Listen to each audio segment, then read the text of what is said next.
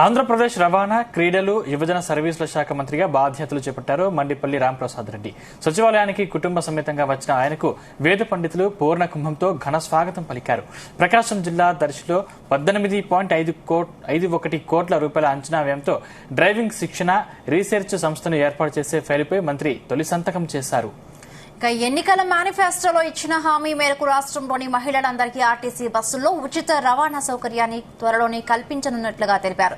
తెలంగాణ, కర్ణాటకలో అమలు చేస్తున్న ఉచిత బస్సు సౌకర్యం పథకంలో ఎదురయ్యే లోటుపాట్లు మన రాష్ట్రంలో తలెత్తకుండా తగిన జాగ్రత్తలు తీసుకుంటామన్నారు.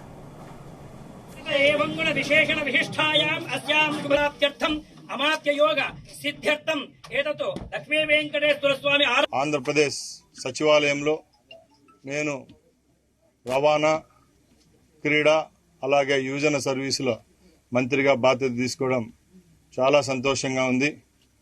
ఏదైతే మా రాయచోటి ప్రజలు నా మీద పెట్టిన నమ్మకంతో శాసనసభకు పంపించారో ఆ నమ్మకాన్ని నిలుపుకుంటూ, అలాగే ఈ రాష్ట్ర మంత్రివర్గంలో గౌరవప్రదమైన 3 శాఖలు కేటాయించిన మా ముఖ్యమంత్రి వర్యులకు ధన్యవాదాలు తెలియజేసుకుంటూ, ఏ విధమైన తప్పులు జరగకుండా రాబోయే కాలంలో ఆంధ్ర రాష్ట్ర ప్రజలకు శక్తి ఉన్నంత వరకు సేవ చేసేదానికి శాఖాపరంగా, వ్యక్తిగతంగా కట్టుబడి మనస్ఫూర్తిగా ఆ దైవ సాక్షిగా ఇక్కడ బాధ్యతలు చేపడుతున్నా. మొట్టమొదటి సంతకం నేను మా ఆర్టీసీకి సంబంధించిన ట్రైనింగ్ సెంటర్లపై పెట్టడం జరిగింది. రాష్ట్రంలో ఏ విధమైన చర్యలు తీసుకుంటే